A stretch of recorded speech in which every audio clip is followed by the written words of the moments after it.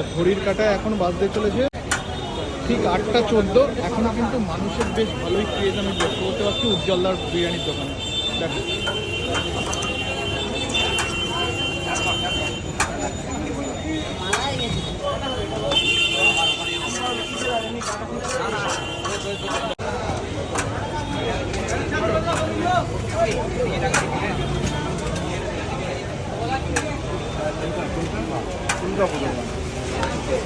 কতটা দাদা, কতটা যাচ্ছে?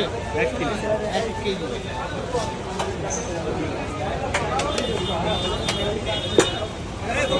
এটা কি মাটন না চিকেন? চিকেন আছে। চিকেন।